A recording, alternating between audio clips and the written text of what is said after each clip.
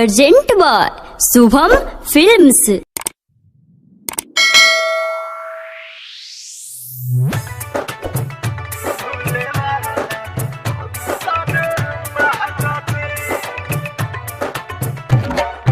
DJ Rupesh Bhelwa, DJ Rupesh Bhelwa, DJ Rupesh Bhelwa, DJ Rupesh Bhelwa.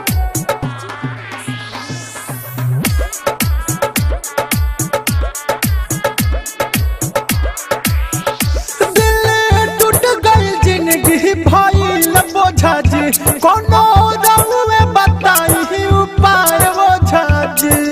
ये बोझा जी अरे सुनी ना, दिल टूट गई जिंदगी भइल बोझा जी, कोनो राह में बताई उपाय बोझा जी। बाटे प्यार के नशा उतार दे, पढ़ के लमहिया दे दिना तो भूले वाला मंतर मार दी। पढ़ के लमहिया दे दिना तो भूले वाला मंतर मार दी। ये बोझा जी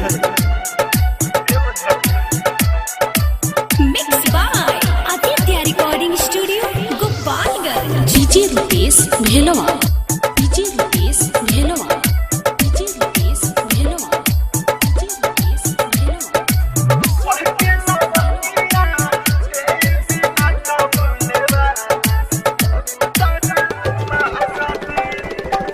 आवता याद बड़ी बेवफा सनम के, भूल नहीं पावता निधि हलू जखम के।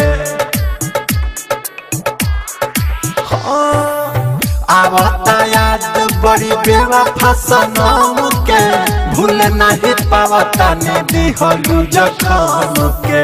करी कुछ ऐसन विसार दे, पढ़ के लमहिया दे दिना तो भूले वाला मंतर मार दी। पढ़ के लमहिया दे दिना तो भूले वाला मंतर मार दी।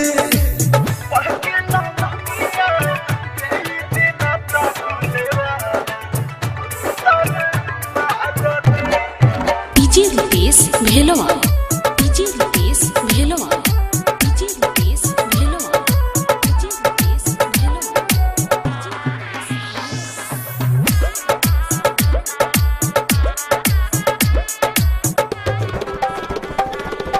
दिलवा डरा सनिया बनही सहे, गलती दीपकवा के कुछ ना रहे। दिलवा डरा सनिया बनही सहे, गलती दीपकवा के कुछ ना रहे। दुख से सनात के टार दे, पढ़ के लमहिया दे दिना तो भूले वाला मंतर मार दी। पढ़ के लमहिया दे दिना तो भूले वाला मंतर मार दी। ये बोझा जी अरे सुनी ना, दिल टूट गई जिंदगी भइल बोझा जी, कोनो राह में बताई उपाय बोझा जी।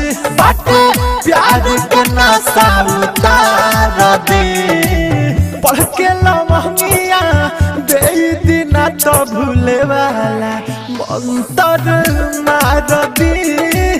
पढ़ के लमहिया दे दिना तो भूले वाला मंतर मार दी। ये बोझा जी, ये बोझा जी।